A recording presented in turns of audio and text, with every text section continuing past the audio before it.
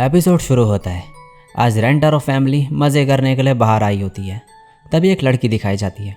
Rentaro इसकी तरफ देखने वाला होता है, लेकिन इसका ध्यान गोरिल्ला सिंडिकेट टीम की तरफ चला जाता है और इस वजह से ये लोग मिल नहीं पाते हैं।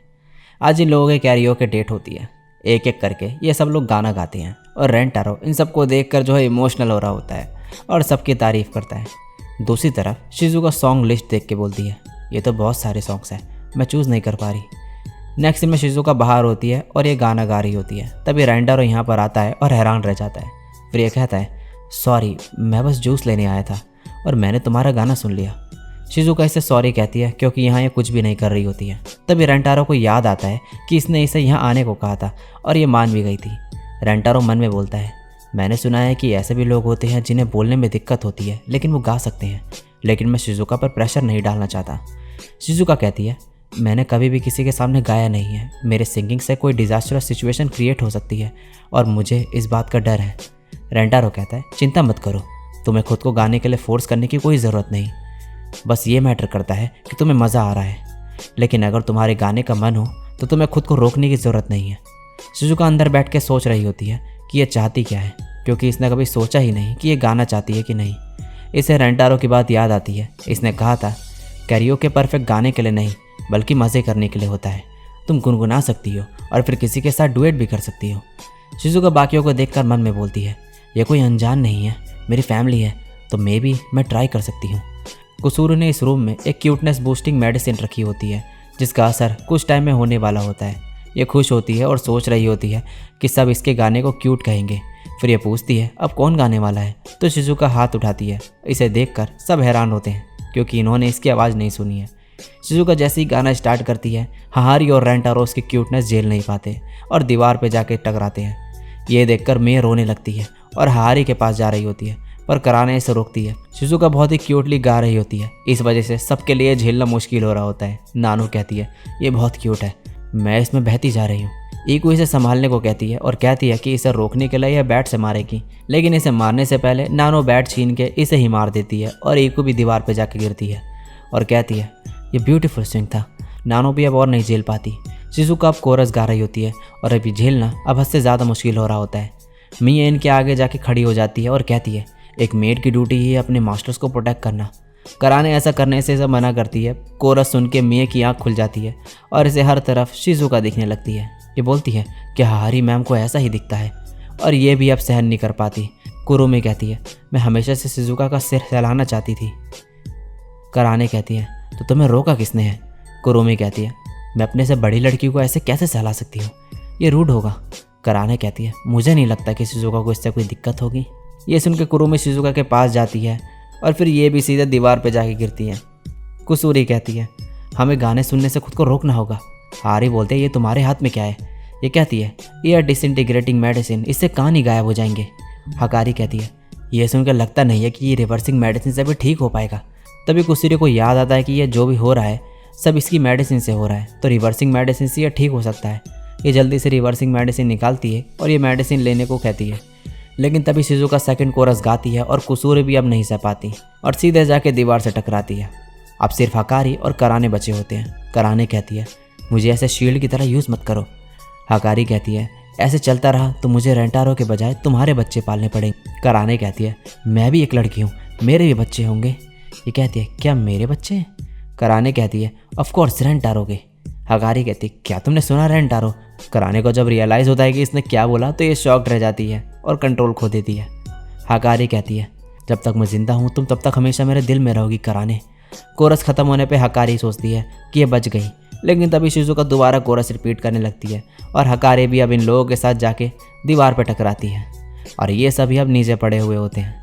रेंटारो उठता है और मन में बोलता है, अगर शिजुका ये सब देखेगी तो दुखी हो जाएगी। अगर एक बॉयफ्रेंड अपनी गर्लफ्रेंड की सिंगिंग को हैंडल ना कर पाए तो वो एक बॉयफ्रेंड कहलाने लायक नहीं है। फिर ये कहता है कि अपने कान बंद नहीं कर सकता और ना ही शिजुका को गाते वक्त परेशान कर सकता है, तो ये भी जाके शिजुका के साथ गाने लगता है। ये सब लोग इतने क्यूटनेस अब झेल नहीं पाते और दीवार तोड़ के बाहर ही निकल जाते हैं। तभी ये लड़का इन्हें देखकर कैच करने की कोशिश करता है, पर इससे पहले रेंटारो कैरियोके रूम से निकलता है और इन्हें सेफ लैंडिंग करवा देता है। सीन शिफ्ट होता है। रेंटारो यहाँ पर ये फाउंटेन देख रहा होता है और कहता है, ये बहुत ही ब्यूटीफुल है, अच्छा हुआ मैं यहाँ पर चेक करने आया। हमें साथ में यहाँ पर आने का प्लान बनाना चाहिए। तब ये लड़की जो एपिसोड के शुरू में दिखाई गई थी यहाँ पर आती है और फाउंटेन की तरफ देखकर कहती है, मैं इससे कई ज़्यादा ब्यूटीफुल हूँ।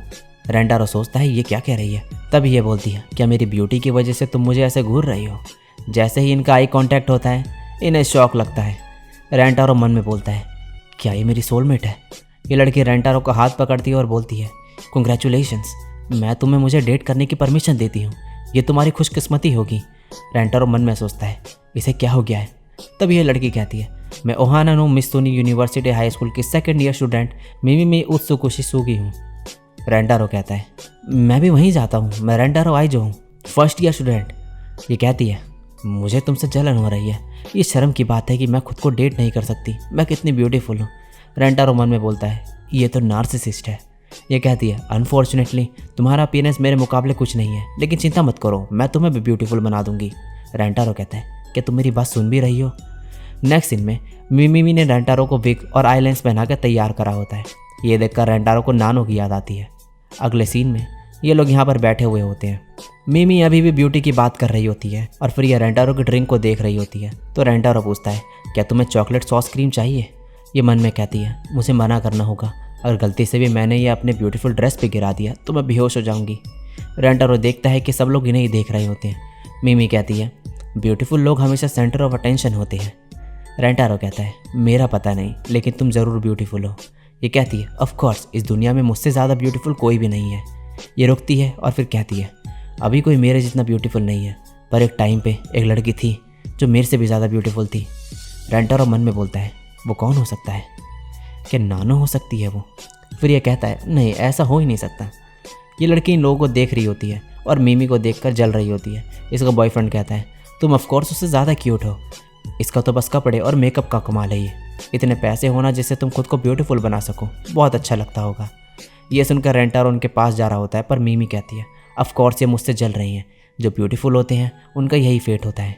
रेंटारो कहता है, लेकिन वो लोग तुम्हें उल्टा बोल रहे हैं। ये कहती है, उनका गलत अजम्पशन है, जितना पैसा मैं अपनी ब्यूटी पे लगाती हूँ वो मैंने खुद कमाई है और सेव किए हैं, और वैसे ब्यूटी खरीदी नहीं जाती, इसमें एफर्ट्स लगते हैं और ये बहुत ही मुश्किल और लंबा प्रोसेस होता है, ब्यूटी को कमाया जाता है। ये सब सुनकर रेंटारो हैरान होता है। ये आके कहती है, अगर कोई मुझसे जलता है तो इससे ये प्रूव होता है कि मैं बहुत ही ब्यूटीफुल हूँ। रेंटारो कहता है, इसका कॉन्फिडेंस बहुत ही कमाल का है। यह लड़का गुस्से में आ जाता है और ये बबल टी लेके रेंटारो की टेबल के पास जाता है और कहता है, लगता है इतनी एक्सपेंसिव ड्रेस खरीदने के लिए तुम्हें बरसों लगे होंगे। और फिर ये गिरने का नाटक करते हुए मिमी की तरफ ये बबल टी फेंकता है, लेकिन रेंटारो इसके सामने आ जाता है और इसके कपड़े गंदे हो जाते हैं। तभी ये सिक्योरिटी गार्ड इस लड़के को पकड़ने के लिए यहाँ पर आता है और ये भागने लगता है। मिमी मन में बोलती है, इसने अपने कपड़ों की परवाह किए बिना मुझे बचाया। ये लड़का भाग रहा होता है और भागते भागते नीचे पड़े हुए ग्लास पे टकराता है और नीचे गिरने वाला होता है, लेकिन रेंटारो इसे पकड़ लेता है। ये लड़का कहता है, तुम मेरी हेल्प क्यों कर रहे हो, मैंने तुम्हारे कपड़े गंदे किए। रेंटारो कहता है, सिर्फ मेरे कपड़े ख़राब हुए हैं, उत्सुकुशिसुगी के कपड़े ठीक हैं, और मैं जानता हूँ कि तुमने ये सब सिर्फ अपनी गर्लफ्रेंड के लिए किया है। मैं जानता हूँ कैसा फील होता है, इसीलिए मैं तुम्हें हेट नहीं कर सकता। ये बात सुन के ये लड़का रोने लगता है और सॉरी कहता है। इसकी गर्लफ्रेंड भी माफ़ी मांगती है। ये लड़का बोलता है, मैं खुद को गार्ड के हवाले कर दूंगा, और यहाँ से रोते हुए चले जाता है। मिमी रेंटारो के विग उतारती है और कहती है, तुम्हें इसकी ज़रूरत नहीं है, तुम ऑलरेडी ब्यूटीफुल हो, तुम्हारा हार्ट प्योर और ब्यूटीफुल है। सॉरी, एक बार मेरी फ्रेंडशिप को किसी ने रिजेक्ट कर दिया था और मैं ये दोबारा नहीं फेस करना चाहती थी, इसलिए मैं तुम्हें सुने बिना कुछ भी बोले जा रही थी। फिर ये कहती है, आई लव यू आइजो, क्या तुम मुझे डेट करोगे। ये हाँ बोलता है और कहता है, लेकिन मुझे कुछ बताना है, मेरी ऑलरेडी 9 गर्लफ्रेंड्स हैं। ये हैरान होती है और कहती है, 9 गर्लफ्रेंड्स, मुझे मिला के या फिर मेरे बिना। रेंटारो कहता है, तुम्हें हटा के 9 है। ये हैरान रह जाती है, पर फिर मन में बोलती है, इसका मतलब है मैं beautiful round figure 10th girlfriend होंगी। ये सोच के गर्लफ्रेंड बनने के लिए मान जाती है। नानो और शिजुका तभी यहाँ पर आते हैं। रेंटारो कहता है, तुम लोग यहाँ पर, ये तो कोइंसिडेंस हो गया। फिर ये इनको इंट्रोड्यूस करवाता है और कहता है, ये मेरी गर्लफ्रेंड है। मिमी कहती है, AI नानो। रेंटारो कहता है, क्या तुम इसे जानती हो। ये कहती है, AI नानो ही थी जिसने ब्यूटी में मुझे पीछे छोड़ दिया था। रेंटारो मन में बोलता है, तो वो सच में ही नानो थी।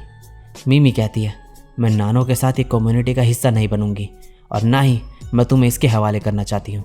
तो अब बस एक ही ऑप्शन है, तुम्हें ये डिसाइड करना होगा कि कौन रेंटारो फैमिली को छोड़ कर जाएगा, और ये हम ब्यूटी सर्च कॉन्टेस्ट से डिसाइड करेंगे। रेंटारो मन में बोलता है नानो पक्का इस चीज़ के लिए राज़ी नहीं होगी, लेकिन तभी नानो मान जाती है और रेंटारो हैरान रह जाता है।